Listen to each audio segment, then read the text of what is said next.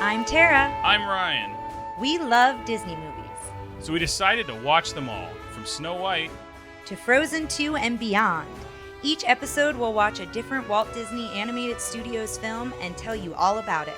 Did we like it? Does it hold up? Who's our favorite hero? Or villain. We'll give you history and fun facts about each movie. And sometimes we'll invite our friends to watch along with us. So put on your tiara or your evil crown and join us on our adventure. This is Tara and Ryan's Princess Diaries. Hello, listeners. We are back today with The Many Adventures of Winnie the Pooh from 1977. And on Rotten Tomatoes, this one has 100%. Really? Yeah. You know, that's I think that speaks crazy. Really highly to it, and we're going to talk about it here a little bit, but when Walt Disney acquired the rights to the characters and some of the stories, he realized that nobody here really in the United States knew of Winnie the Pooh, and it was more of a British story. And so his goal was to make it popular here in the United States. And you can't say Winnie the Pooh's name with people not knowing who you're referring to, I feel like. Oh yeah, that's what I was about to say. Yeah, I feel like that's such a strange statement because it's a strange concept, all these years later. But I found that really interesting. It's so funny because I was about to, as we were doing this, I suddenly panicked. I went, "Oh no, I didn't look up the top 3 movies in 1977," and then I realized I probably don't need. I feel like that's such a ingrained time in film to me because you know what the number 1 movie in 1977 was? Star Wars, right? Absolutely. Look at you. Star Wars, Smokey and the Bandit, and Close Encounters of the Third Kind. Oh, interesting. This one was not nominated for any awards as far as Academy Awards go. Well, one of them... So, this is one, and I didn't realize this when we did this, but it was released all together in 1977. But previously, they had been released as small featurettes in like the late 60s and stuff like one of them was released while Walt was still alive. Oh, interesting. And then this was like they put it together as a package film and re-released it. I was going to say, I know that they refer to it as a package film. Because one of them did win an Academy Award. Oh, well, that's weird that I guess... When I looked it up as a whole feature. So it didn't win as a feature, but it won individually. I'll double check and make sure. I think it was the second one, which I believe was Blustery Day, because it was after Walt died, and they were talking about it as a nice tribute to Walt because he did some work. Like, he was instrumental in it coming through and that sort of thing. So I'll look that up if you want to go ahead and read our synopsis. Sure. I mean, I feel and like this is one of those... I want to go into A.A. Milne. Yes. I want to go into... I feel like I've read his name all the time, but I never say his name, so I want to make sure I get it right. That's the benefit of watching the making of. Yes, as you hear them say the name. So the synopsis is, in this collection of animated shorts based on the stories and characters by A.A. Milne, Winnie the Pooh, a honey-loving teddy bear, embarks on some eccentric adventures. And so I'm actually going to go into a little bit about A.A. Milne. I did some research, and I know Ryan did as well, on his background. But his first collection of stories about Winnie the Pooh was in 1926, and it was titled Winnie the Pooh. And then The House at Pooh Corner in 1928. I think there was one before that. There was. I'm gonna go. Young. Okay. Yeah. But that wasn't. It wasn't. Just Winnie the Pooh was not the main character. Okay. So 1926 and 1928 were the first 2 collections of short stories that were primarily focused on Winnie the Pooh. However, what Ryan just mentioned, 1924, there was a poem. Winnie the Pooh first appears in a poem in When We Were Very Young. So that's when the character first appears, but then the collection of stories that's primarily based on him are the later collections that I mentioned here. Also, I think he was mentioned in many more stories. Excuse me, I'm rereading my notes. He was mentioned in many more stories in Now We Are Six, which was 1927.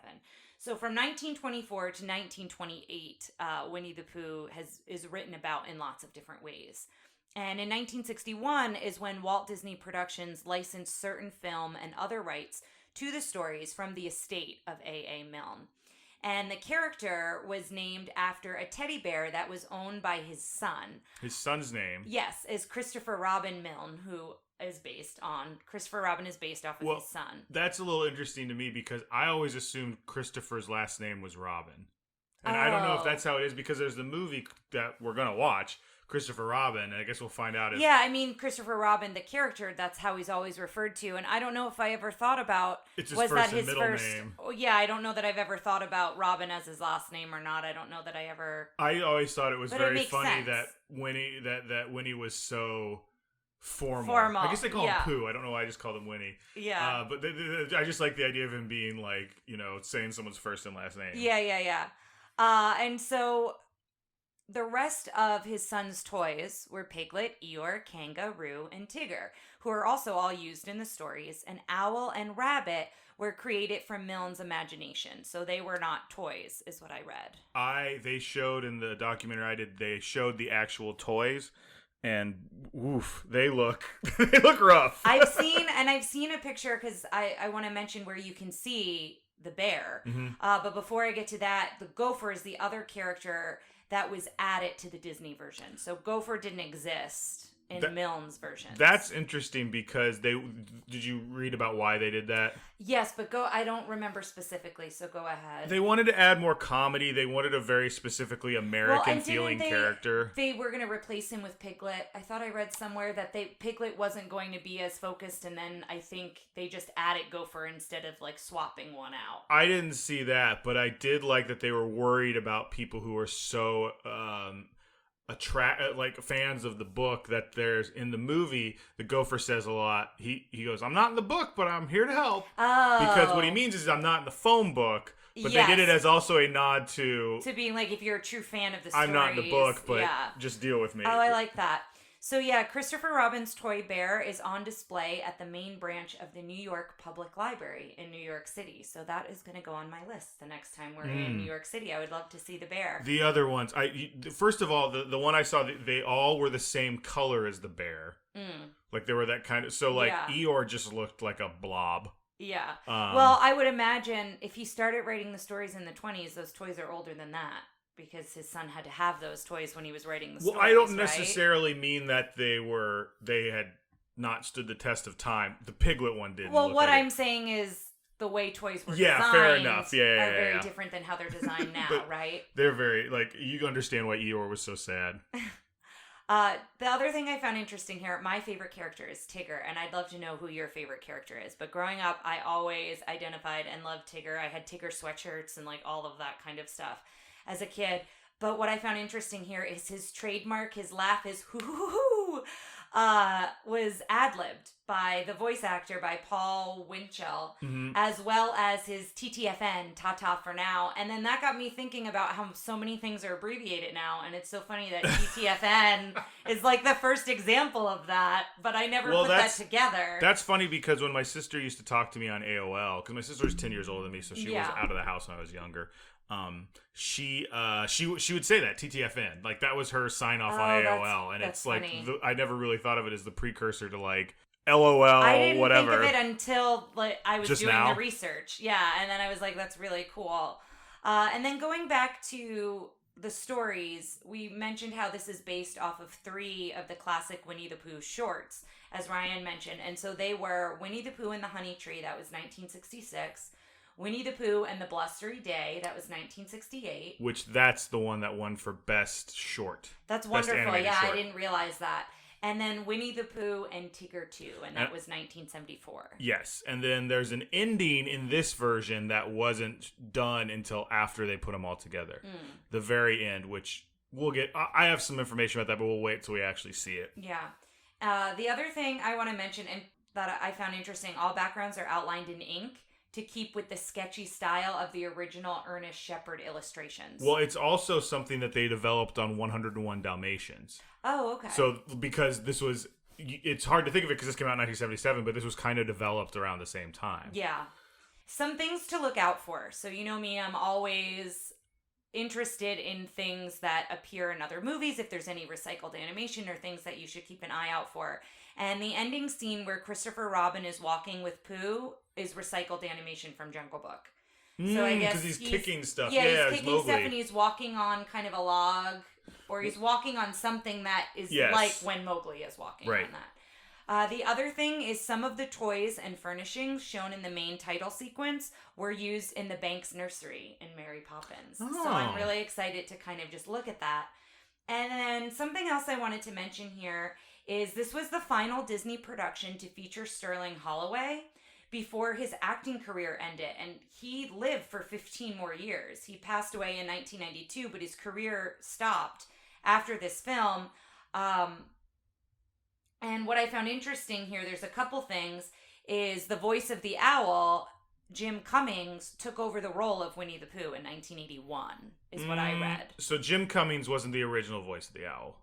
Jim Cummings, so his name's going to pop up a lot as we move. So that's interesting. Did he have an original voice in this group of characters? No, but he does a lot of Disney voices, especially even today, and I think he voices Tigger and Pooh and Owl. Like today, so maybe my fact was more about present day. Yes. Okay.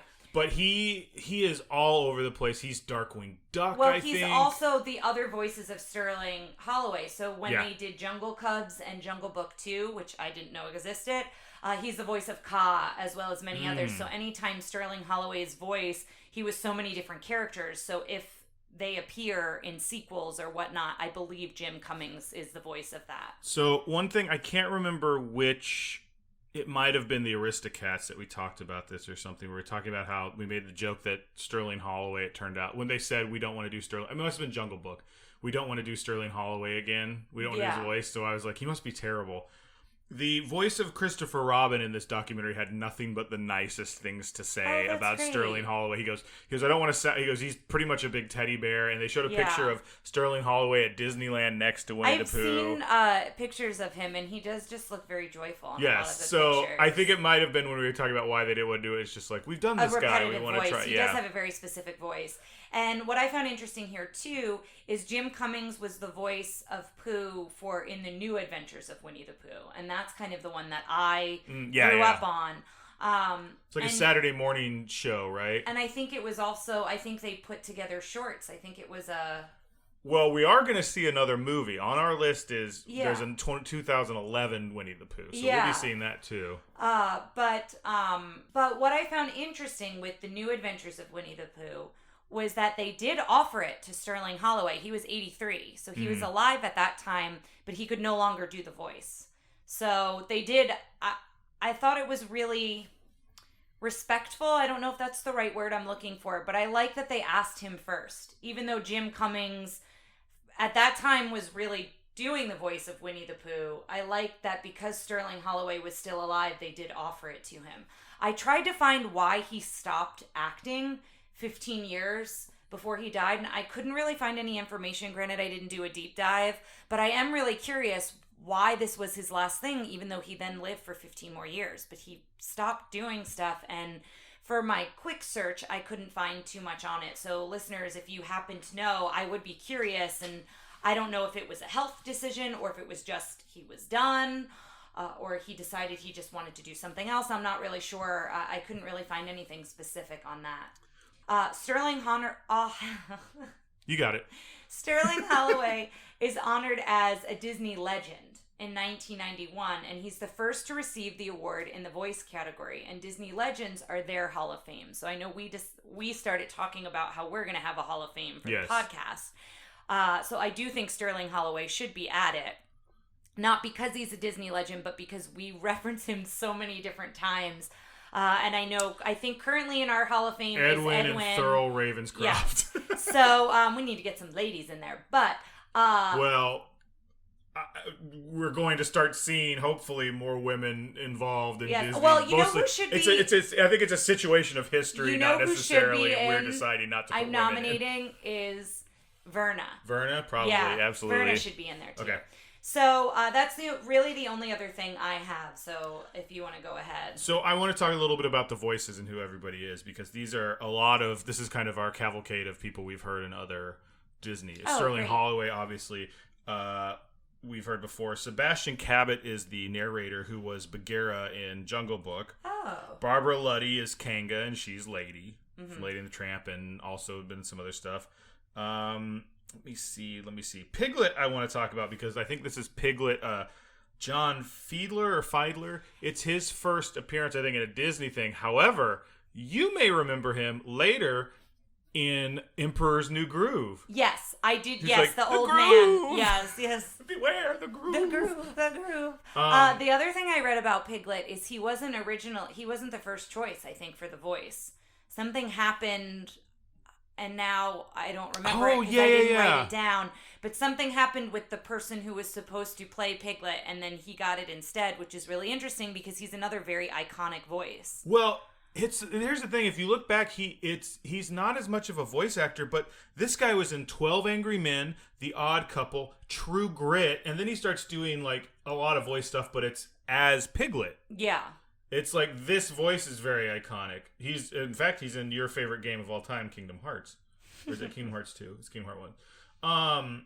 As Piglet, I'm assuming. Someone else I want to talk about. There were 3 Christopher Robins. There were a couple different Roos because this took place over a certain amount of time.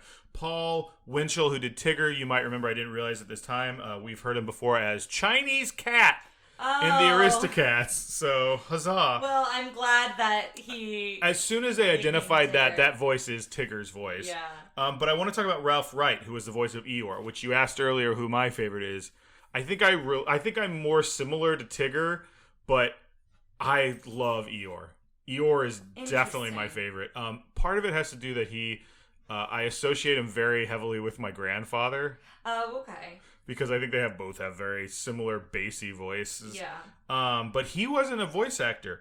He was one of the story people at Disney.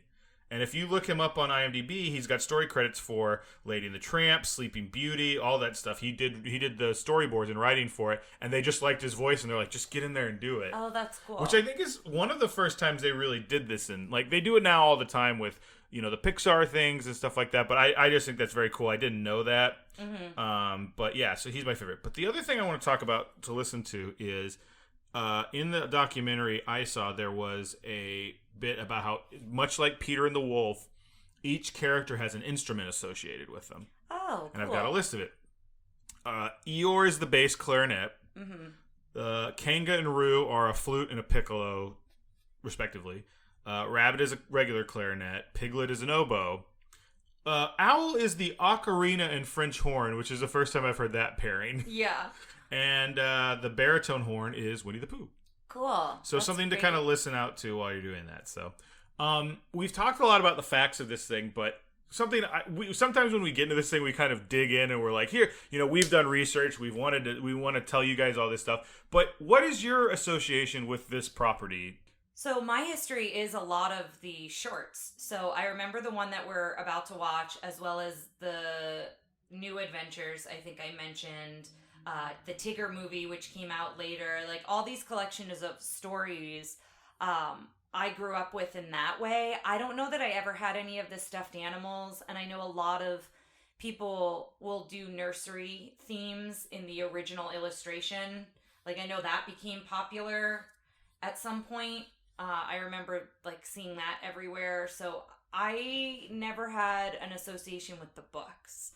I was mostly the characters from the animated I feel like versions. It became in vogue to just put the book up in a nursery, but I don't know that I ever saw it like that's what I just said. I don't know if you heard me say No, I heard you say doing the illustration, not on the walls. But I've seen a lot of things where they just have the book. Yeah. Like you have a bookshelf, which is where the books you actually read are, and then the one that's like displayed. That's what I meant. Yeah. Sorry, and they came out with a whole line of stuffed animals that were more based on the illustrations than they were the characters and things like that. Do you remember anything about the Christopher Robin movie? I'm kind of, after watching this documentary, kind of pumped to see it. I've heard it was very good. I several friends were kind of surprised when it came out to be like, oh, you haven't seen it, you really should see it, it's really sweet. So I'm looking forward to it. And listeners, what we should say, because I think it's come up on the Facebook page about Tangled, because we have not seen Tangled.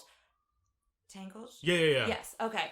Is, some people are surprised that we haven't watched it. And at this point, now that we're doing the podcast, we're making an active decision to not watch it till it comes up. Yes. So that's the same with Christopher Robin. It's something that I think was on our list to watch, and we probably would have watched it sooner. Mm-hmm. But the minute we started doing the podcast, we just made the active decision to just wait. So I think people asked us about that with Tangled as well because of the witch. Yes. Yeah, because of Mother Gothel. Yes. So I did want to mention that's just an active decision we've made with several of these films. So real quick, and then I think we should probably dive into this. Well, what's your association? Same thing? I think the same thing. I talk about a lot of things. These were easily divided up and showed up a lot on Disney Plus. Yeah. Or not Disney Plus, Disney Channel, Disney, whatever. I don't think I ever had any stuffed animals. Like, I might have been slightly too old, or I guess this came out in the 70s, so I guess I just never got one. I had a ton of stuffed animals, but I don't remember having... Maybe I had a tiger. Oh, I had a ton of stuffed animals, yeah, Tara. I'm just saying I don't have any Winnie the Pooh. I'm trying to think if I had any Winnie the Pooh ones. Yeah. I don't know that I did. I don't think I did either.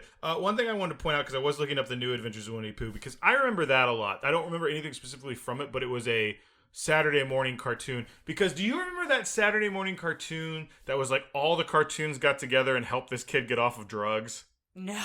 Okay. So it's before the Marvel Cinematic Universe. This was the greatest team up of all time. The Avengers is nothing, but it was I'll have to post this on the group because it was around the same time as New Adventures of Winnie the Pooh, which was a Saturday morning cartoon at the time. And that was, I believe, 1988. We looked up. 88 to 92. But the one thing, let me get to that fact real quick. The voice of Eeyore in that is Peter Cullen, who was the voice of Optimus Prime, if anybody knows that. Anyway, which now I'm like, oh, that makes total sense. He does kind of sound like Eeyore. Where was I going? Oh, so it's like this kid is like using drugs, and he's got like, whenever he uses drugs, I'm vaguely remembering like he had this like shadow that was like, come do drugs. And then he was a big fan of Saturday morning cartoons, so they all got together. So it was like the Muppet Babies, Winnie the Pooh, the Looney Tunes maybe, but it was like they all came to life and helped them not do drugs. Yeah. I think some of the Ninja Turtles, like, it was so bizarre. But like the fact that like now you couldn't do that because everybody's so protective of their IP that you couldn't do that weirdo crossover. We'll have to post that on the Facebook group. But yeah, I'm excited for this after watching it. You know, it just seems so honest and innocent. I have a lot of nostalgia for it, so I'm excited to go back. Yeah. I remember watching it a lot as a kid, and the thing I kind of want to end on here is we're talking a couple weeks ago, maybe a month or so ago, I had this in my head right before bed, and I shared it with Ryan, and he was not too happy with me because it was stuck in his head. The wonderful thing about Tiggers is the wonderful thing. Tops are made out of rubber. Their bottoms are made out of string. They're bouncy, trouncy, bouncy, trouncy, fun, fun, fun, fun, fun. The wonderful thing about Tiggers is I'm the only one. I'm the only one. So there you have it. I love Tigger. Right as my eyes were closing, as I was drifting off. So it popped into my head for no reason at all. But yes. I absolutely love Tigger, so I'm excited to be reunited with all of these characters, not just Tigger. All right, guys, we're going to take this one out of the clamshell and pop it in the VCR. See you on the other side, listeners.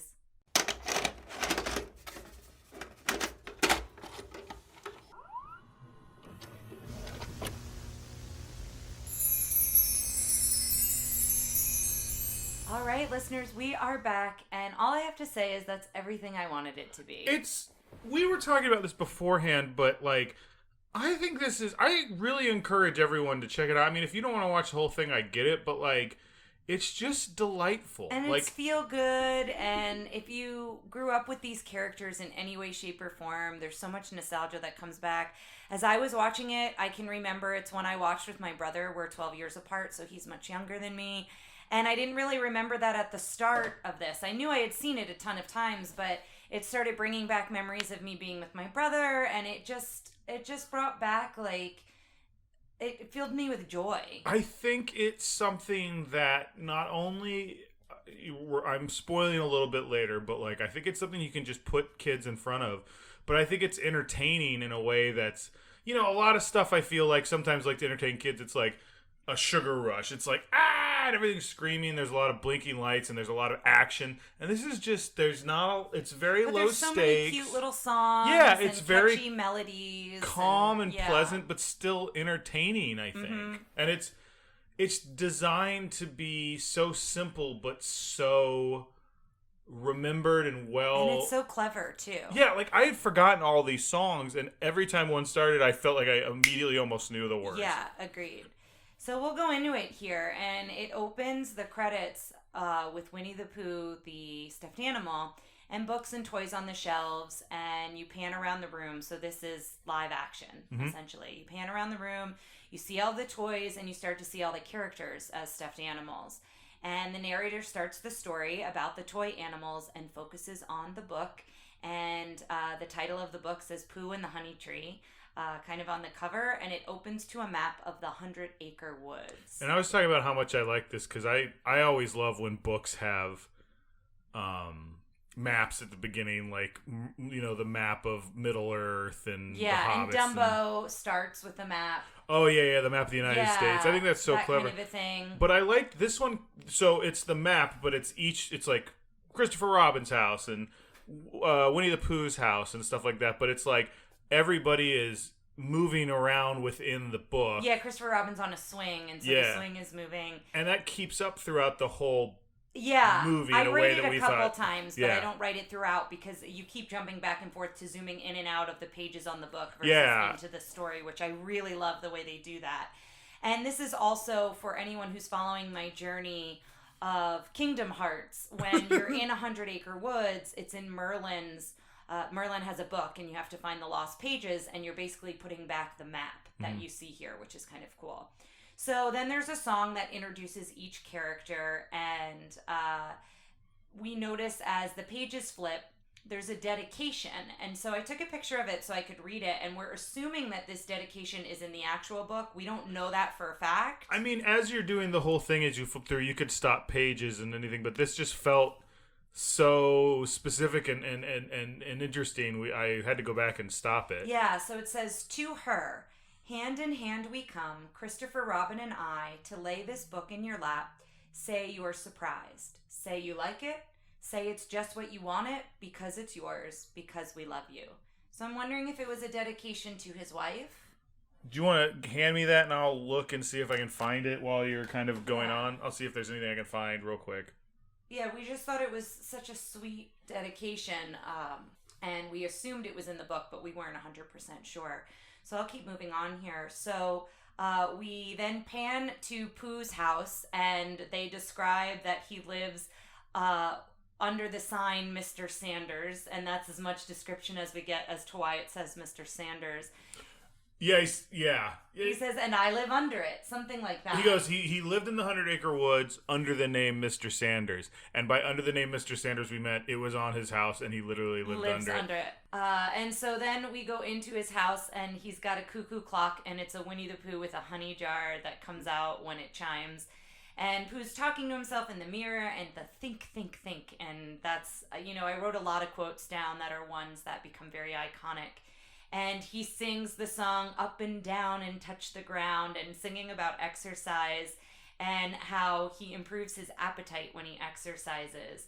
And then he starts singing about my stomach is so rumbly in my tumbly, so that's another good one. And I love that one of the lyrics here is short, fat, and proud of that. I just love how body positive he is for the most part. When he gets stuck even when he gets stuck, he's not really bothered that he's too big. When he gets stuck in Rabbit's house, he's more just...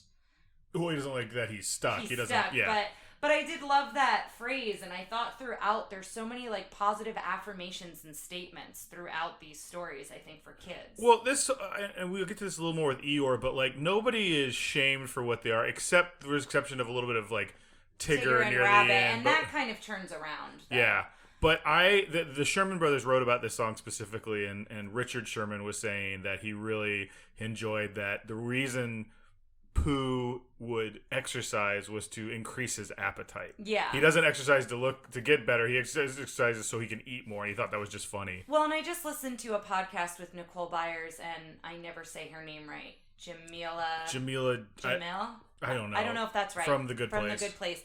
But she has a podcast called I Weigh, and Nicole Byer was talking about, moving your body because it fills you with joy. So not focusing on to lose weight or focusing on specific exercise, but doing different types of exercise that bring you joy. So if the treadmill doesn't bring you joy, why do it? Do yoga, go hiking, what roller skating, whatever the case may be. And I feel like this is a very quick way to say that here with Winnie the Pooh, and I really like that. And I don't know if I'm reading into it too much, but that was my feeling from it when I heard that line. Not to dive into this one subject a bunch, but I think it's important to normalize and make simple, like, every time we talk about body positivity in every form of media, it doesn't have to focus on it, but this is a good way to just, like, do it briefly. Just this is who I am, and I'm proud of it. Exactly. Move on. And I think that song is all about that. I think that's more of a better lesson to normalize things like that and make it just an easy thing to put into stuff than to,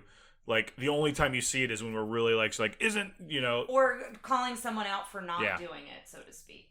Did you find the dedication? As far as I can find, it's just it's attributed as a quote by A.A. Milne. Okay. It's interesting because sometimes in here it's like an inspirational quote, and I'm like, I don't understand exactly what's inspirational about this. Because it seems very specific. Yes, it doesn't seem like, like live, laugh, love, or any of that, very broad topics. Yeah. Especially since he references his, like, a character or his son within it. It seems very specific. Yeah. But so as he's singing, he goes for the honey and realizes that it's empty and his face is in the honey pot, and a bee buzzes by and it zooms out to pages in the book. And so this is the first time we see it going in and out of the book. So you're going to see this throughout, and he's climbing the tree because he's following the bee to get the honey. And then there's the I'm so rumbly in my tumbly. That song comes in next as he's singing climbing the tree. This little, like, samba, not samba, but it's definitely it's got a very rhythmic, Yeah.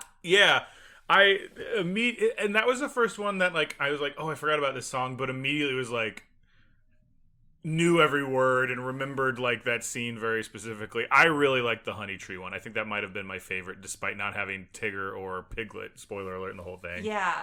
And so as he's climbing and he finds the bee, he winds up falling down and bounces off the tree limbs. Like, he kind of bounces a little bit. And when he gets to the bottom, it's the first of many times we'll hear him say, "Oh, bother," which is another one of his phrases. And so now again, you're zooming in and out of the book. And then Christopher Robin, we cut to Christopher Robin, who's trying to help Eeyore with his tail. So he's trying to put Eeyore's tail back on. I was just validated in my love for Eeyore. He is still my favorite. I love that he's such a bummer, but nobody is ever like, oh God, it's Eeyore. Everyone's like super positive and supportive of Eeyore, and, like, they just kind of are like, oh, Eeyore, that was a great idea, or thank you for looking for Owl's house, that kind of a thing. When that's, I think, the next story. I think sometimes they say don't be so. I don't even know if they say don't be so gloomy. I don't think they ever address it. Yeah. Which I kind of like. And he's like, there's a part I saw later where his head is so low that his ears are hanging in front of his head in a very. I love him. I love the bit about it's not much of a tail, but I'm kind of attached to it. That's what he looks like under his legs to look at the tail. Yeah, I love it. And so this is also when we get introduced to Owl and Kanga and Roo. They're all there as they're helping with the tail. And then Pooh comes by and he asks for the balloon that's at Christopher Robin's because he wants to fly like a bee. And so Christopher Robin takes him to the muddy place. And Pooh wants to get all black and covered in mud because he wants to be a black rain cloud. Mm-hmm. So that's his thought on how he's going to trick the bees. Which he stays, like, black and muddy for, like, not that long. 20 seconds. Winds up dripping off of him, yeah. And so then he sings, I'm just a little black rain cloud hovering over a honey tree. This part I remember because I think I always remember the line, tut tut, looks like rain. Yes, yeah, that comes here next. So the bee lands on his nose and he reaches in to get the honey, and then when he pulls his hand out, it's covered in bees, and he doesn't even look at it. He just puts his hand in his mouth. And so then he's spitting out the bees very rhythmically. Like, they're coming out of his ears, and he's, like, spitting them out one at a time. Well, this was another one. I forgot who did. I don't know if George Bruns did the music here. I don't think he did. I thought I read something where it was a collection of people who worked on the music. So he may have done a little bit, but it wasn't just one person. But this definitely had a lot of the using the music as sound effects. Yes. And to do the scene, because this scene, I love the scene where he's spitting the bees out. It's silly, but, like, he does, like, a little, like, thing where he's, like, pumping his elbow, but also spitting him. Like, he's starting to enjoy it. He thinks it's funny. Yeah, and they're tickling him as they're buzzing inside him a little bit. And then that's where you hear him say to Christopher Robin, say, "Tut, tut, it looks like rain." And Christopher Robin opens his umbrella and just starts saying it to try to fake the bees out. And then one of the bees stings him. And then all the bees start chasing him. And they zoom in on that one bee a couple times that's laughing at him. It's the bee he, like, spits out and then, like, heel kicks and it falls in the mud and it's, like, takes it personal. Yeah. And it doesn't even really look like it stings him. It just looks like it runs into him as hard as he can. Yeah. Like... And so Christopher Robin winds up catching Pooh because he falls. Yes. The balloon deflates, and so as he's falling, Christopher Robin catches him. And then the bees sound like ba-ba-ba-bum. They do like a trumpet sound. I don't know if that's it exactly. They do the baseball charge. Yeah, and then they all fly after both Pooh and Christopher Robin, and so then they hide in the mud under the umbrella. Right. And that's kind of how they get rid of him. And I wrote a note here, that house is always spelled Howse. Well, so I like some of the things that are not spelled correctly, and my assumption is that because it's Christopher Robin's world. Yeah, and he hasn't gone to school yet. Or right, that's the whole end is I'm going off to school now. Yes. But like, it does such a good job of making it like this child's world. I like how they refer to things as like the very muddy place, or later they're like the sand pit. Like, it's very not.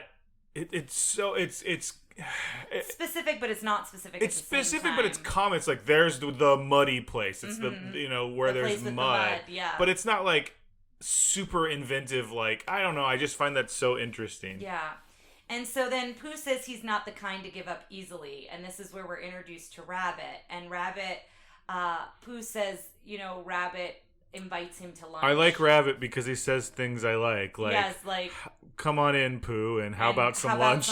And so as Rabbit hears Pooh outside, he's like, "Oh no, not again!" And he starts cleaning up to make it look like he's not about to sit down for lunch. And then eventually he invites Pooh in without realizing he did it. I think Rabbit is very proper, so he does it and then is like, "Oh gosh." And so Pooh comes in and says, "How about lunch?" I think Pooh's the one who brings it up.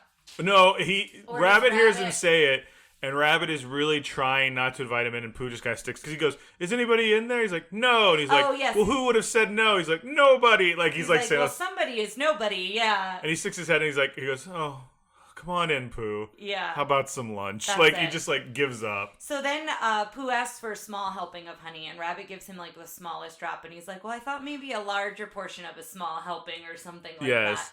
And so he winds up eating the whole jar of honey, and then he just keeps eating all the honey jars, and the narrator says, "Pooh ate and ate and ate and ate." And Pooh says he must be going now, and he's got honey everywhere. He's so sticky. It's all over his face, it's all over his belly and his shirt. And this is when he gets stuck trying to leave Rabbit's house. He gets stuck in the rabbit hole. And so Rabbit goes out the back. So Pooh gets stuck in the front door. Rabbit goes out the back door to go get Christopher Robin and says, "Oh dear." So do you ever, when you're watching this kind of like, there were times when I was kind of like, I don't like, not that I don't like Pooh, but like, I guess it's a kid and I shouldn't worry. He's basically a kid, we shouldn't worry. But he like just came over and ate all our Rabbit's honey. Like all of it. But they make reference. I don't want to call Pooh simple-minded, because I don't think he is. But they say he doesn't have a lot of brains, or, he doesn't or have something like that. And I think that's it. Is Pooh's just, these are my friends, and I don't think I don't think he reads into it like that. I never got too deep in it. There's part where he does that, and there's another part where he's the hero of the blustery day, and I'm like, you didn't do anything. Like, and I kind of like, there's that, and there's the part where Owl's talking to him and he just falls. No, Rabbit's talking to him and he falls asleep during the whole thing. I mean, sometimes to be honest, I'm like, I would have fallen asleep when Rabbit's giving that whole speech. Right, too, but there are times when I'm just kind of like, no, I don't even want to say like this. I'm a little disappointed in Pooh's behavior. It never bothered me in that way. I didn't really see it that way. But then Owl stops by. So Rabbit's off to get Christopher Robin. Pooh's by himself. Owl stops by and says, "Are you stuck?" And then the excavation expert pops, and this is the first time we see Gopher. And he comes and he shows up, and with his whistling and his whole speech patterns, and he's saying how this is going to be a big job. It's going to take 2 to 3 days, And I love how the first thing he says, well, the first thing is you got to get him out of the hole. And Owl's like, well, that's what we're trying to do. Because the Gopher didn't realize that was the case. And so I love when he draws on the ground with a stick, like writing out an estimate and doing his own math of like what it's going to cost. And Owl's like, yes, but how much money? Like, what will we pay you? And he's like, I don't take charge, only cash. Like, he's so focused, but like, we'll never give an amount. And then he just leaves. It's this interesting piece that I never like now that I'm an adult and we have a house and I've dealt with contractors.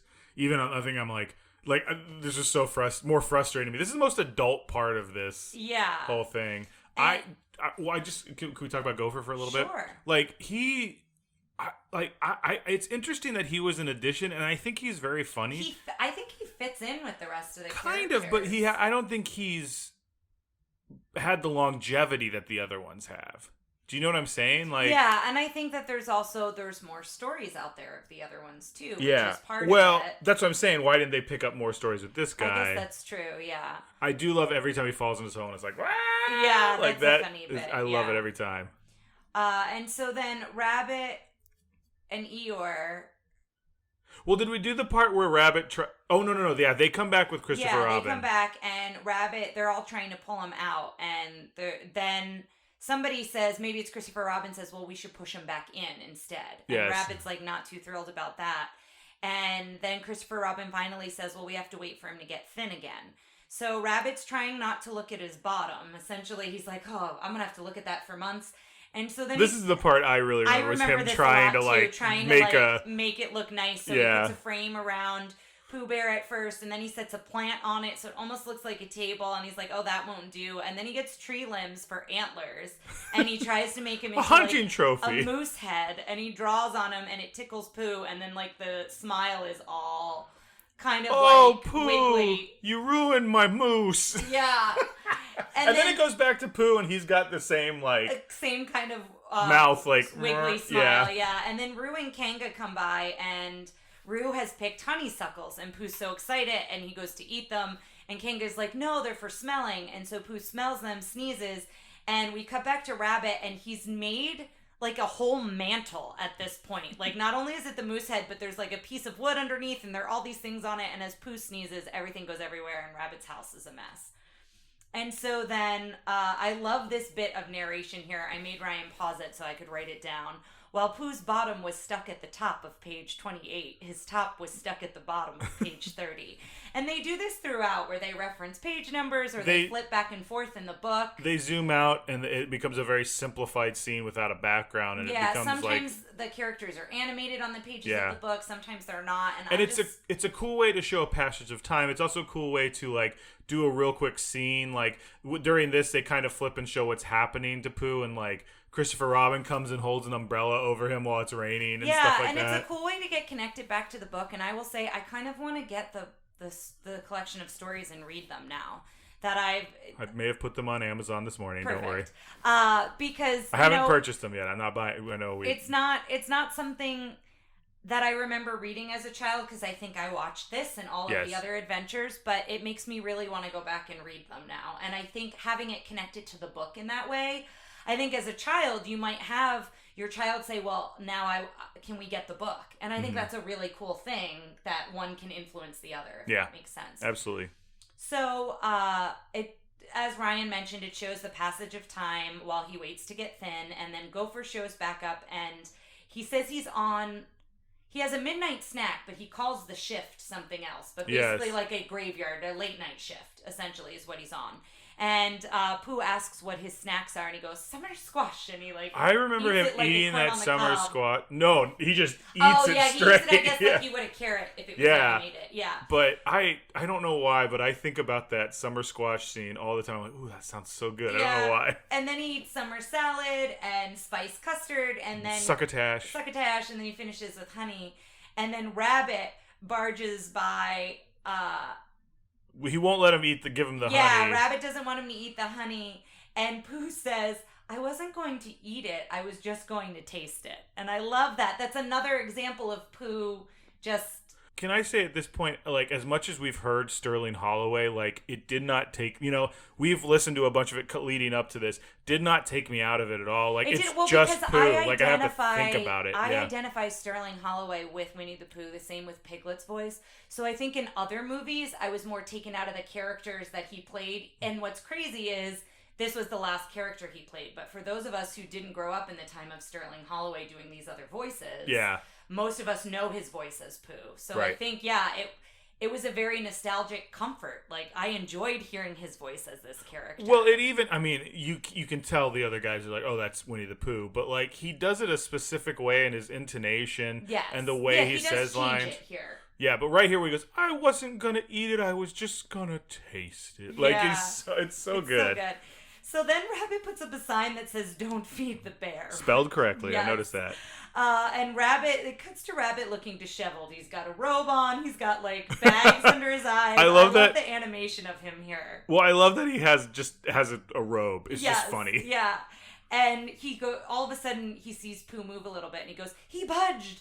And so he goes he budged! He goes to get everybody, and they start singing, hooray, Pooh will soon be free, and it's a song, and I think Christopher Robin brings his drum, and they start doing a tug of war to pull him out, and Gopher pops up and pulls Roo, who's holding on to Eeyore's tail, and they wind up pulling off Eeyore's tail at that point. And Rabbit is pushing from inside while they're all pulling, and Pooh goes sailing. And the narrator says, sailing clear out of the book, and you had to turn the page to find him. Something like that. I think somebody said, he's going to go out of the book, quick, turn the page. Yeah, maybe a character said that. I didn't always write down if it was the narrator or the character. But Pooh I felt like it was Tigger who said that, though. No, Tigger wasn't in this story. But I think he says it later? When he's in the top of the tree. Maybe, yeah. He climbed, he says he climbed to the top of the tree almost right out of the book. Yeah, that's what he says. That's right. So you find out that when Pooh sails by, he's stuck. It's Rabbit. Rabbit says, quick, turn the page. Okay. I know you're so focused on that. I tried to keep going, but you wanted to identify it. What it is it's Rabbit is pushing him, and his push is the last thing that gets him out, and then Rabbit's stuck in the house. I'm basically trying to verbalize it so I understand that I'm not crazy. No, I don't think you are. I think you're right. Yeah. And a lot of times, like I said, I would write down these quotes that I enjoyed. I didn't necessarily write down. That's fine. I just forgot. That's why I'm still so focused on it. Yeah. But, sorry. So you find out that Pooh is stuck in a honey tree, and Christopher Robin says, don't worry, Pooh, we'll get you down. And Pooh, take your time. No worry. And I love the shot of him in all the honeycombs that are inside of the tree. I love how they animate honey, and it's like got that stickiness, but it's good. Yeah, right? They animate it. Okay. I didn't know if I was going to sound weird saying that, but it does look really good. And so now we go to the blustery day. So that's the next chapter, the next story. And the leaves are blowing everywhere. You've got Pooh with a scarf, and he's singing the Blustery Day song. And the letters of the book are blowing around like leaves, which I really liked. And he goes to Pooh's thoughtful spot. And he goes there a couple times in the stories. And Gopher shows up and says, it's Wednesday. And Pooh says he wants to go around and wish everyone a happy Wednesday. And so then this is where Piglet's introduced. Because as Ryan mentioned, both Piglet and Tigger are not in the first story. Well, I mean, because I noticed Tigger isn't in the, like, there's Piglet. Yeah, we noticed Tigger wasn't in the introduction of characters, but everybody else was. But so the way this was produced is you would see that, and you would see them talk about Piglet, and Piglet never shows up. Yeah. Because they showed it as, like, a short, and then it, in, like, 64 or whatever. Yeah, Or 67. I don't know. Yeah, we said the years at the beginning. Yeah, go back and listen again, guys. So then you see Piglet, and he tells the story about how the tree he lives in has been in his family, and there's even a sign, and it used to say Trespassers William, and now it says Trespassers Will, and his grandma even called him PW, which is even shorter than that, and it's this whole little story. And I love Piglet. I really do. And Piglet's trying to sweep the leaves, and he's so tiny that he's getting blown around by the wind. The wind is so strong. And Pooh comes over to him and tries, I guess, to tug on his scarf to hold him from blowing, and the scarf starts to unravel, and it unravels to, like, one piece of string. And so Piglet, it kind of looks like he's the kite, and that Pooh is flying him, and Roo even says that, can I fly Piglet next? Yeah. And then we cut to Eeyore's house, and this is always, I feel like this is a very famous, iconic thing of Eeyore, where he builds the house of sticks that looks like a tent a little bit, and he says that should stand against anything, and Pooh comes by as Piglet's dragging him with the string, and Pooh just comes by and demolishes the house. And House is being generous. Yeah, and he says, Happy Wednesday to Eeyore, and Eeyore says, thanks for noticing me. So again, it's this exchange where, like, Eeyore could have been really upset that Pooh just ruined his house that he built. And instead, he's just happy that Pooh said hello to him. Like, there's a lot of that with They're all very chill. Like, they're all very just accepting of everything. I love it. Yeah, and I love this next bit, too, because Rabbit's in the garden, and Rabbit is picking the carrots, and Pooh picks them all because he digs them all up as he's getting dragged. And at first, Rabbit's really nervous, and then he looks over at his cart, and all of it's just filling up with carrots. Carrots are stacked up, and doesn't he say something about, I'll have to have him come back through my rutabaga? Yes. And carrots is spelled Kerits. Well, the cabbage is like Kabege or something. It was I didn't pull out all of them, but whenever I noticed a word that was misspelled, I liked to write it down. But then Piglet and Pooh wind up slamming against Owl's window. Which they show that house. So it's Owl's house is up in a tree. Yes. And the whole tree is just rocking in a way. Yeah, it's rocking as if you were on a boat in a storm. I don't know why. It made me kind of anxious. I think it's because I have the idea of being in a house that high and it falling. And it just moving like that. Yeah. And so you go through this whole little montage of all the furniture's moving back and forth as if, again, you're in a boat and everything's sliding from one side to the other. And Owl is really not paying attention and doesn't seem to see anything's wrong, and he's rocking. So I'm wondering if he's rocking in the rocking chair and not aware that everything's moving. Well, I think Owl's character is also just unaware of anybody else. Aloof. Like he's very much about him telling a story and very focused and on just that. Won't listen to anybody else and maybe won't allow them to talk and will just continue to speak and maybe not allow the other person. I see. Oh, okay, sorry, pardon me. So basically, as Owl's telling this story, both Piglet, I don't know that Pooh, but Piglet, because Piglet is the nervous, worrisome one, is trying to get his attention about it moving. And all of a sudden, the tree and the house crashes down. So the whole tree, which is a pretty big tree, falls down. And then, oh dear, Piglet's oh dears. And Christopher Robin and Rabbit show up. But even then, Owl doesn't seem too bothered. He's just outside in his rocking chair. He's telling another story. He's telling the Owl and the Pussycat story, which you said is a nursery rhyme? Well, he starts telling it. I don't know if it's a nursery rhyme or a little song or something. I remember it when I was a kid. I think my mom used to read it or sing it to me or whatever. But yeah. He says something that was like, my uncle who fell in love. He was an untraditional barn owl who didn't give a hoot. Yeah. And he moved off with a pussycat in a pea green boat or something. And I was like, I know this story. And so then it cuts to the blustery night. The blustery day goes into the blustery night, and we see that Pooh's in bed. He's got his little sleeping cap on, and he's anxious because he's hearing sounds and banging on the door, and he's got the pop gun to protect him. And then this is when we are first introduced to Tigger, and Tigger barges in, and they meet for the first time. And he says, I'm T-I-double-G-R. And he sings the Tigger song to introduce himself. And then he says that he's the only one.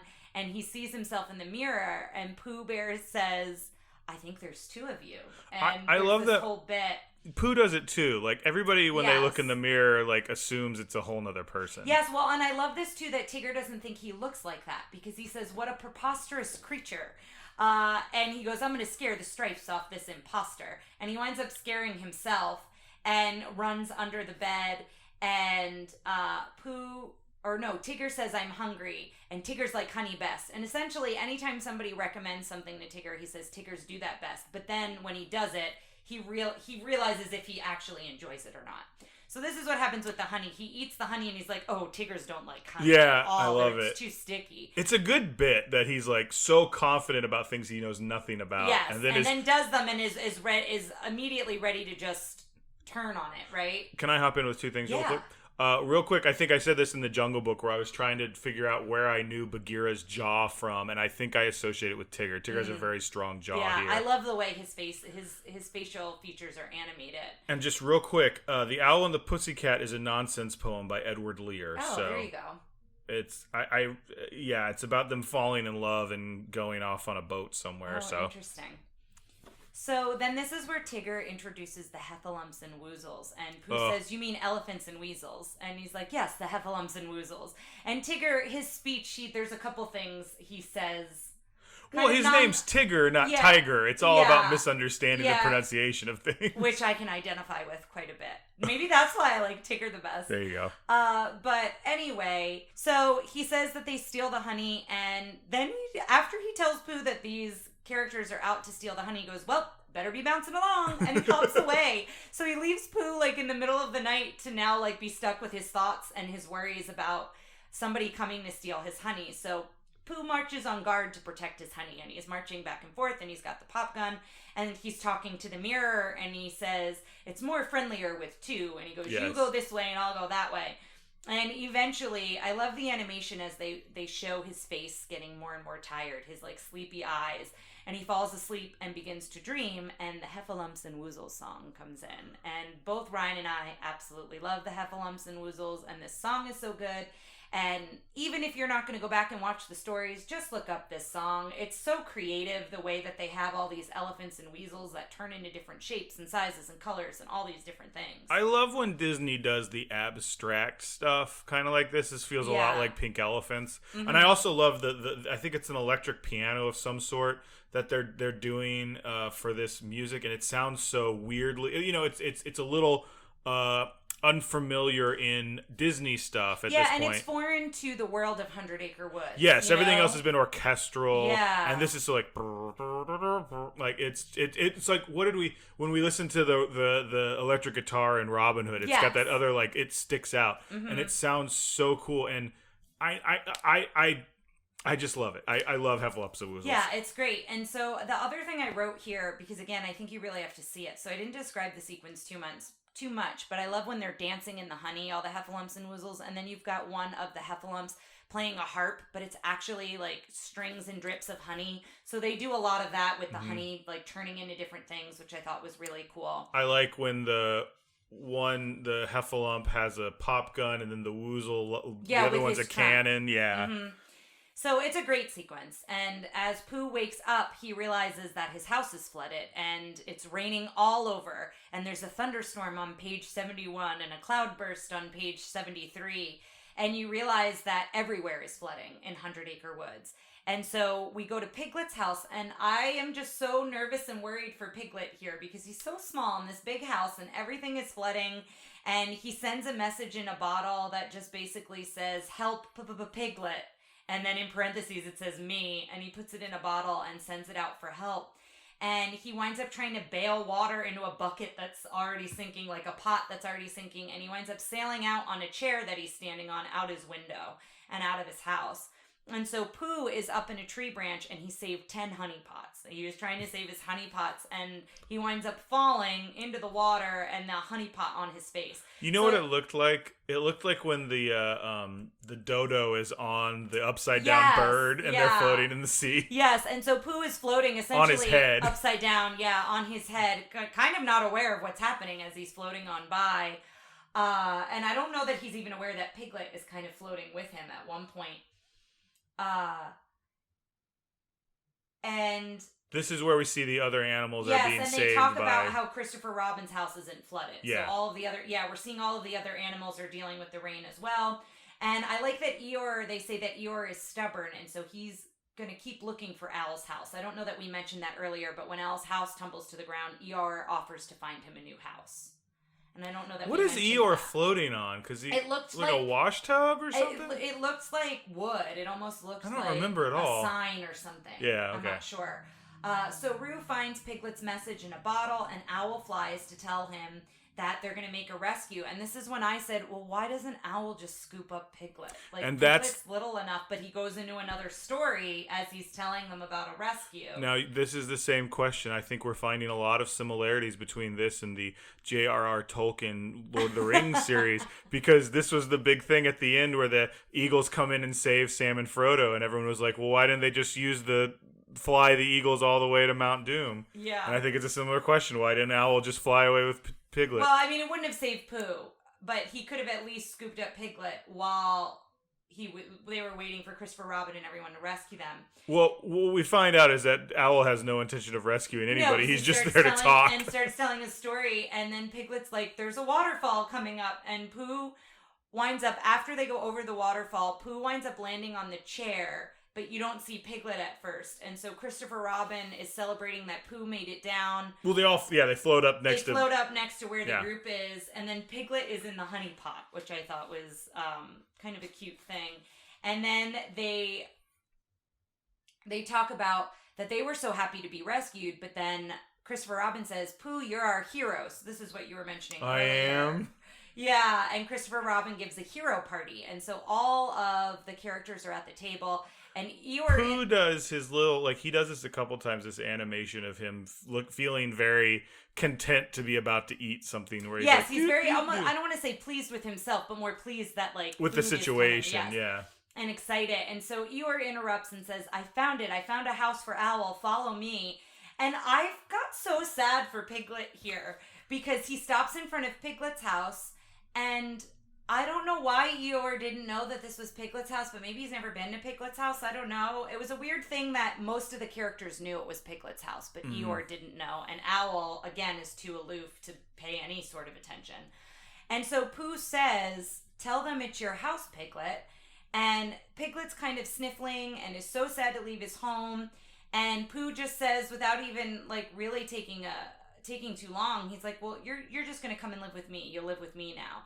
And so then they recognize Piglet as a hero as well. And there's another song about Piglet being a hero for giving Owl his house.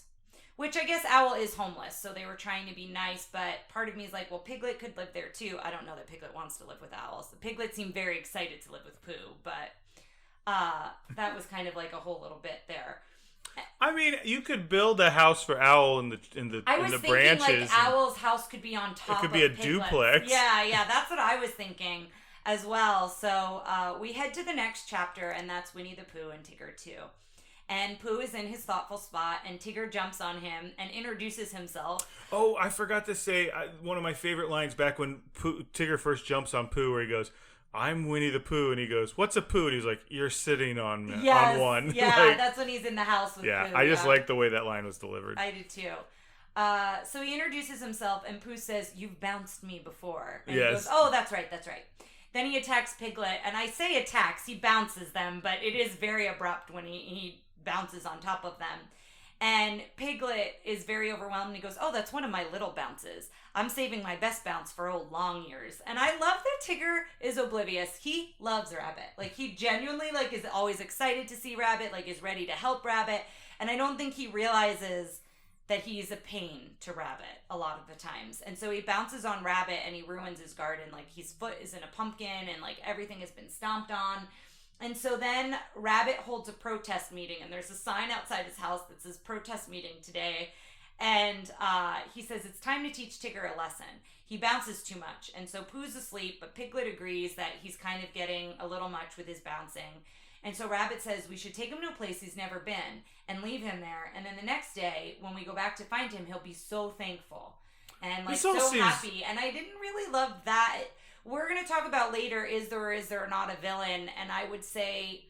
We almost decided Rabbit was the villain. Yeah, and Rabbit turns it around, and I think Rabbit is a little curmudgeon-y, and he turns himself around on it. But yeah, he's a little bit cruel to Tigger in these next couple of scenes. And so the next day, it's a cold and misty morning, so it's very foggy, which they weren't planning on. And Tigger's bouncing ahead, and Pooh's eating honey on the way.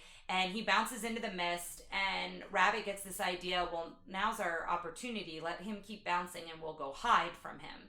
And so then he'll get lost, and then we'll find him the next day. So they all hide under a log, and Pooh tries to leave the log because he's like, okay, home we go. It's time for lunch. Again, like, Pooh's kind of oblivious, and he had a snack, and now it's time for lunch.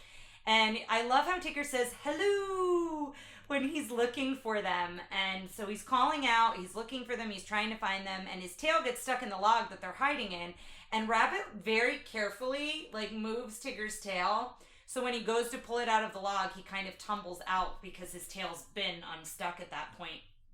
And so he keeps bouncing to look for them. And so they decide to head home. And they get lost because they keep seeing the same sand pit over and over again. And Rabbit doesn't really recognize that they're going in circles as much as Piglet and Pooh are like, they don't necessarily say we're going in circles, but that sand pit keeps following us is kind of the bit. Is that what they say? And something like that, yeah, or we keep happening upon it. It's something like... Pooh suggests the idea that we keep trying to not get back to the sand pit. Yeah. So maybe if we go out and then we try to get to the sand pit, we'll go someplace else. Exactly. So Rabbit leaves to find the sand pit. Well, I love the, like... simple logic that they come up with some of this stuff, I think is very appealing. Yeah. So Rabbit goes to go find the sand pit, and he leaves Piglet and Pooh, and they're waiting, and he doesn't come back, and Pooh's tummy rumbles, and he says, let's go home, and Piglet says, but do you know the way? And he goes, no, but the honey pots are calling, and I'll be able to follow the honey pots now that Rabbit isn't talking. So he does make I can hear them now. Yeah, I can hear them now. So Tigger winds up finding Pooh and Piglet right as they get through the mist. They've basically gotten back home. They're through the mist, and Tigger bounces on them. And they tell him, that Rabbit is still lost. Rabbit is still out there. And Tigger says, oh, I'll go look for him. This was the part. So Rabbit's in the woods. And he's lost and bewildered, and his mind starts playing tricks on him. And I started looking at the animation, and I thought, this looks like a lot of the stuff from from The Secret of Nim.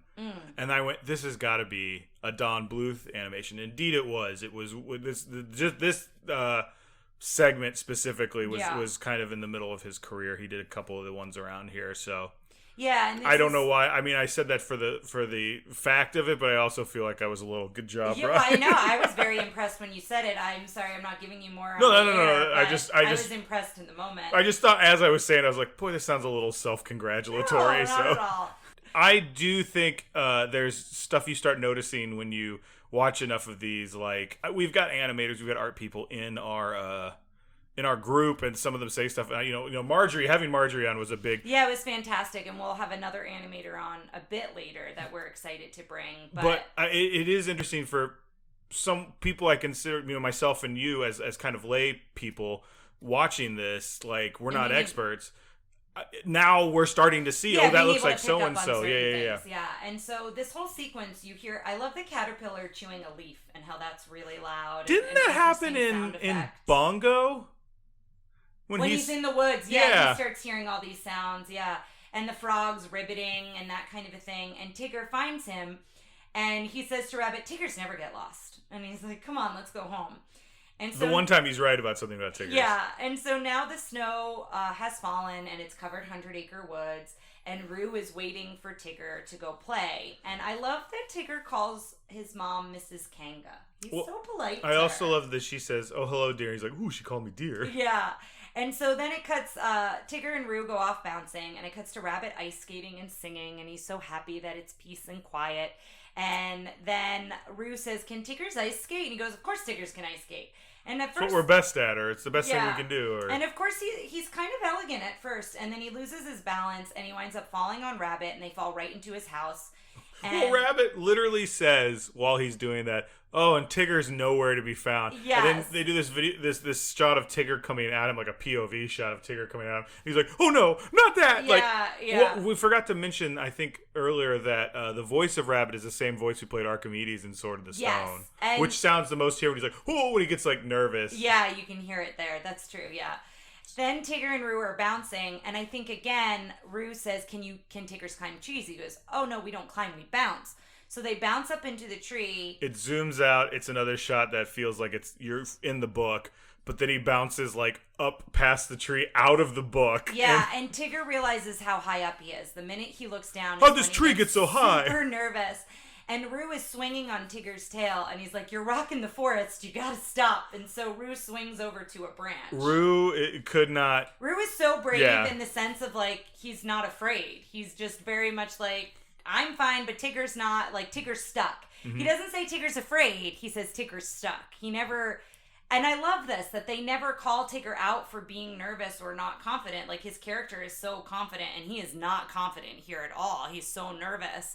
And they, again, no one is ever cruel to him about that, you know? And so it cuts to Pooh, and Pooh has a problem. He's tracking something, and he's tracking his own tracks. He's going around in a circle on a bush. Following tracks. Yeah. And so then Piglet joins him and is wondering what he's tracking. And then Pooh says, a whole new set of tracks have appeared, their own tracks. And, like, it's this whole, like, back and forth about whose tracks they are and what are they tracking, and I'll know it when I find it. And they come upon Tigger in the distance, saying... Roy Rogers shows up out of nowhere. It's a complete left field cameo in this. So they notice Tigger, and they hear him say, hello! And Pooh says, it's a jaguar. And he says when they say hello, you look up and they drop on you. And they drop on you, and I thought of drop bears. Thank you. Yeah. I'm so happy. I'm so proud of you. I thought of drop bears. And drop bears, if you guys don't know, is an Australian kind of like snipe hunting myth they tell foreigners, where you got to put Vegemite behind your ears just to drop bears to drop on you. And it's basically just a koala that drops out of the tree when you look up at it. So. Yeah, and so it's a similar thing where and Piglet's getting really nervous. And I think is it Piglet who spots Roo, and then they realize it's Tigger and Roo? I think it's Piglet. And that's when Roo says, I'm fine, but Tigger's stuck. And so they go to get Christopher Robin, and Christopher Robin and the others come to help Tigger. And so Christopher Robin has everyone hold his coat, and Roo bounces down. Roo's mom, Kanga, is super nervous, and Roo, again, not nervous at all, just jumps down, and he bounces, and he's like, look, Tigger, I did it. It's fine. It was fun. And Tigger turns to jump, and it's this whole bit of like, Tiggers don't jump, and Pooh's like, well then bounce down. You don't have to jump down, bounce down. And Tigger's just going through this whole cycle of things as to why you can't do it. And Rabbit, at this point, again, is a little bit cruel. He's excited that Tigger's going to stay put, and so Tigger, when he's up there, says, I promise I'll never bounce again. And so Rabbit gets so excited by this promise.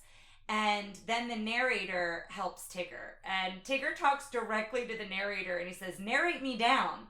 And so they turn the book page horizontally, and so when Tigger's feet dangle, he's now on the letters of the book. Yes, because it's like a half-page picture. Yeah, because it's been turned, and so he doesn't actually fall, and then he slides down the letters to the ground. And he's like, oh, terra firma. He's like hugging the ground. And then he says, I'm so happy I feel like bouncing. And Rabbit says, you promised, you promised. And Tigger looks so sad here. The way they animate his eyebrows. Okay, but I have had a friend who is like, I've had friends who in college who screwed up, and we'd have to bail them out of whatever situation, and they'd be like, oh, it'll never happen again.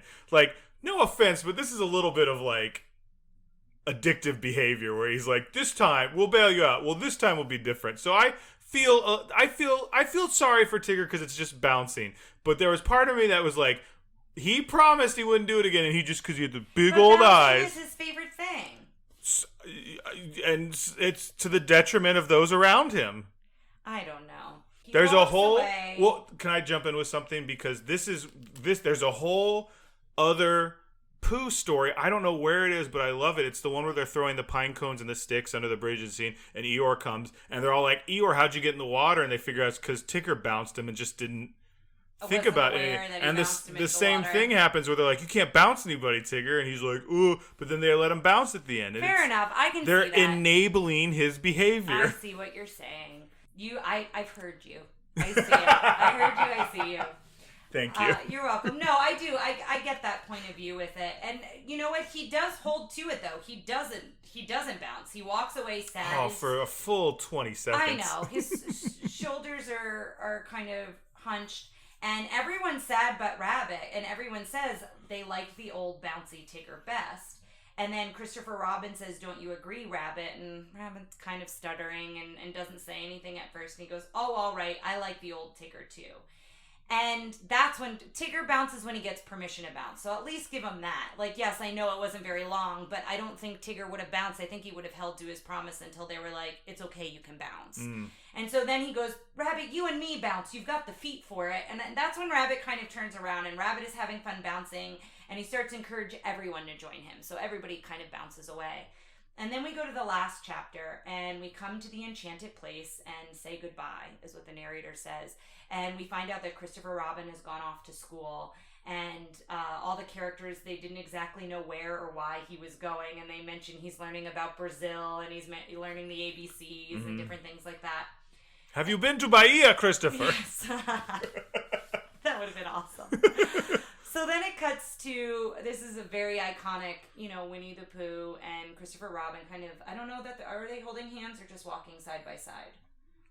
I think they hold hands at some point. Yeah, and they're walking, and this is where the recycled animation of them walking on the log, and the quote of, Pooh, promise you won't ever forget me, even when I'm 100. And Pooh says, well, how old will I be? And he says, you'll be 99, you silly old bear. And that...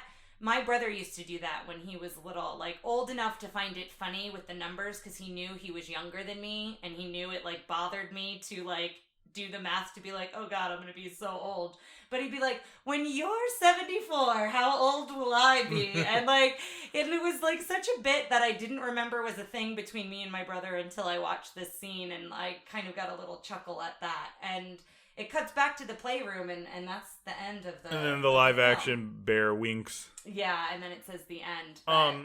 Real quick, I forget which Christopher Robin it's in the making of, but one of the Christopher Robin that recorded this scene was like, he's doing his lines and then they give him the scene. Because I think it was an older Christopher Robin they got to record it. I read something that at first there was a different voice for each story for Christopher Robin, and then I think they didn't do that. Is that true? I'm not exactly sure. There were 3 of them at the end. I don't know if I think this one was like the second one. Regardless. Yeah. He said he was a kid and he read these lines and they had to like stop for a while because he was like losing it. Oh. He was like, this is so sad. It is a really kind of bittersweet moment. He said that like, he's like, this is the best performance I've ever done because I was legitimately sad about leaving this character. Yeah.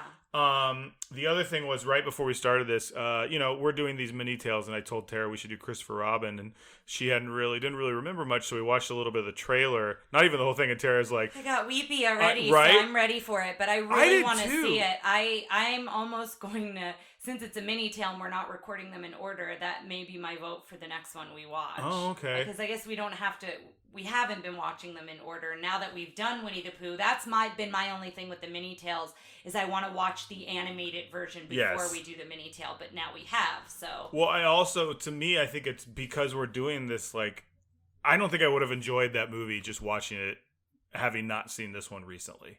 I would agree with that. I think I would have enjoyed it, but the nostalgia piece I might have not been as connected to it, although we watched the trailer before we watched this, and I felt like I was back in that world, and hearing Jim Cummings do Pooh's voice, it's pretty similar, and so you get that nostalgia feel. So let's do the questions. First off, how was the princess? Princess, of course, Winnie the Pooh. I really liked him a lot. I know you seem to have an issue or two with him. Just every once in a while, like, he wasn't a perfect character, and it's just kind of like, sometimes because he is a little kid, so sometimes he does things that aren't.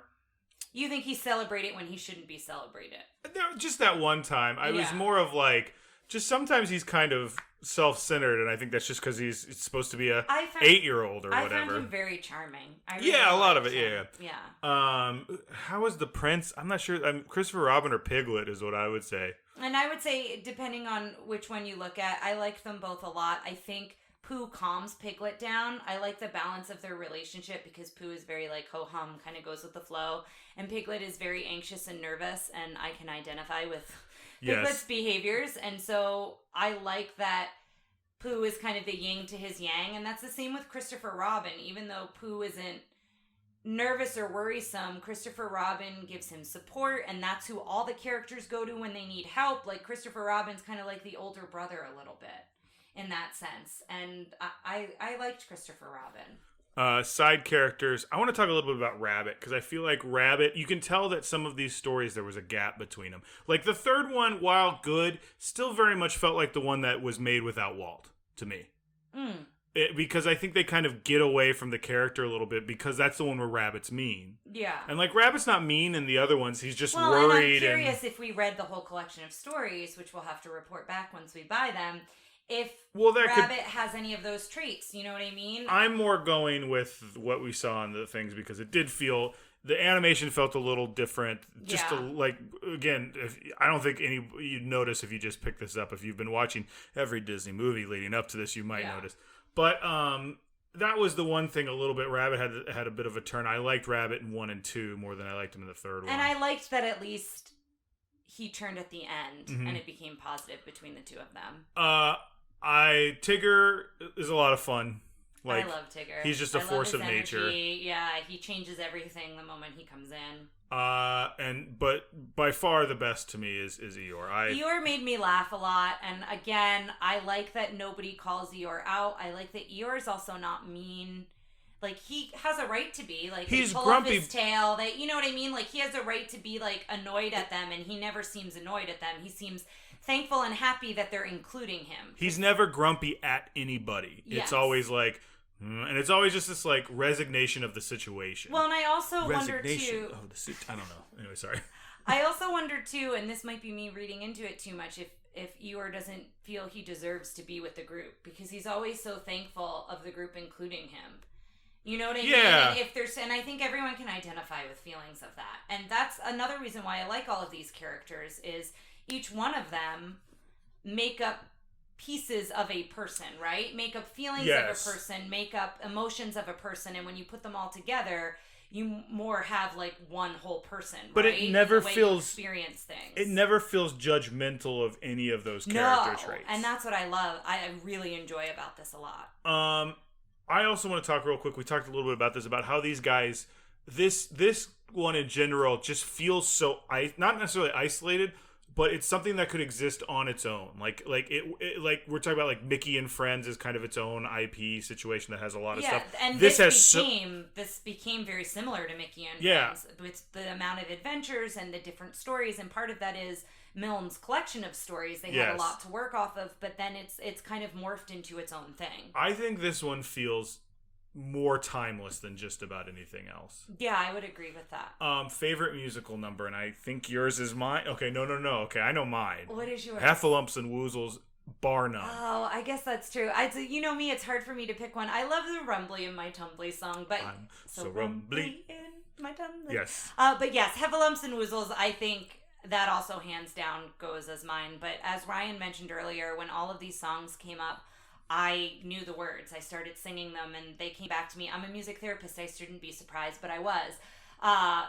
To where you don't realize you know the words, and you hear that melody, and immediately it's there with you. And so this was a great example of that. Let's talk about Does It Hold Up? Because I have a few so spectacularly minor things, but I do want to mention them. And one is guns. There's Christopher Robin has a gun set aside. Obviously, it's a toy pop gun or something. Gun that Pooh has at the Heffalumps and Woozles. There's a cannon. There's stuff like that. Nothing. I don't think it's anything like your kid knows guns exist. You're probably fine. He never shoots the gun at anybody. He holds it as like when he's on guard. The Heffalumps and the Woozles fire a cannon and stuff like that. Yeah. But again, we're pushing. The ethnic representation, the only thing I want to say is there's a scene in Heffalumps and Woozles where there's a snake charmer bit and one of the Woozles is wearing a turban and doing a thing for that. I know there's a big thing where like my culture is not your costume. And I just want to point it out. I don't know that I am I'm not knowledgeable enough to discuss, I don't want to tell someone, I don't want to say, oh, this should be offensive to you for something I don't represent. It's minor, it's quick. If someone else from that culture would like to speak to that, we'd love for you to on the Facebook page. Or from another culture that sometimes is depicted in costumes. And I think you would have a different, might have a different opinion. And it's very quick. So, but I think that, like I said before, this is so timeless. Oh, the other thing is female character agency. The only woman in this is a mother, Kanga. But I feel like these characters are such archetypes of human psyche and feelings whatever. And emotions. They could be one or the other. I think I think they relate to women just as much as men, and anywhere in between. Like they're just timeless to everybody because they're so, and because they're not like there's no masculinity. And do they identify them as he and she? I don't think those words are ever used. Yeah, they are. I think they are. They? I think sometimes he did this. But I feel like you could easily. If for some reason the they pronouns. wanted to redo this, like almost every character. That's kind of where I was going with is he and she referred to, and I'm sure it is, and I just didn't pick up on it. But I think you could switch the pronouns very easily. Just because we identify Eeyore with a low voice as being male doesn't mean he had to be male. Right. Right? And the same with Pooh Bear. Like, he didn't have to be. I think there's that there, but I also think, because it's so broad. Yeah. I think it's appealing to everybody on the gender spectrum. Let's see. This is where we normally do the villains. And guys, we've talked about it. And I think we try to find the villainous character in every movie. I don't think this is a movie about antagonism. No, and they say that there really was in my notes, that there was no character antagonist, really. I mean, the Heffalumps and Woozles, but Ryan pointed out that's in Pooh's imagination, and they never actually, that was a dream. That's less of it to me than it's Rabbit just like... Rabbit was cruel, so you could point out Rabbit, but Rabbit's not always cruel, and Rabbit has a lot of good features as well, and I don't want to cast Rabbit as the villain. But I think that's what's good about this movie is it's not about person-on-person antagonism. It's more of friends dealing with a situation. It's not even that... And friends coming together and also having their differences. Yes. Yeah. So, the last question, do you put it on the shelf or do you lock it away in the vault? And it's on the shelf for I sure. think it's at a high spot on the shelf because I think agree. It transcends being a Disney property, being anything else. And obviously Disney is the one to bring this to life because of all the good things Disney does. But and I all think the songs and things like that that they added to it. But of all the stuff we've watched, this is going to last, I think, probably the longest. And the collection of stories that Milne wrote, I want to read them, but it seems like they did justice to them from what we've read and what we've seen. So we'll know after we read them. And listeners, if you've read them, we would love to hear your opinions on what you think or on the other adventures that maybe you've seen of Winnie the Pooh or other Winnie the Pooh stories to see does it match up with Milne's original words. And we're going to meet up with Winnie again why do I keep calling him Winnie? You keep calling him Winnie instead of Pooh, yeah. Because it's anyway. It's fine. We're going to meet up with Pooh again for the 2011 Winnie the Pooh one, so that'll be interesting. But I also didn't realize Piglet had a movie. I've seen the Tigger movie. That was another one my brother really liked. There's the Tigger movie. There's Piglet's Big Adventure or something like that. And then there's the Heffalump movie where they make a new friend who's an actual Heffalump. Yes. So if you've seen any of those, give us a shout out on the Facebook page. Send us an email. You can call us at 707-968-7731. Again, that's 707-YO-TRPD1. Call us. Let us know what you think. About this or anything we've discussed so literally far. anything you want to talk about. And we know that not everyone listens to these in order, so if you've just listened to Cinderella or if you've just listened to a package film episode, whatever you've listened to, give us a call. We'd love to hear from you. And our next episode, guys, is going to be the live-action animated combo Pete's Dragon, a recent addition to the list, so that should be fun. Thanks for listening to Tara and Ryan's Princess Diaries. If you want to tell us your favorite Disney villain and why it's guest on, send us an email at trprincessdiaries@gmail.com. Or you can send a tweet about how great Maleficent is to @TRPDiaries. Check out our Facebook group by searching for Tara and Ryan's Princess Diaries. Tara and Ryan's Princess Diaries are available on iTunes, Stitcher, Spotify, Overcast, and many more. Wherever you hear us, please be our knight in shining armor and give us a 5-star review. Thanks again, and until next time, remember to always live happily ever after.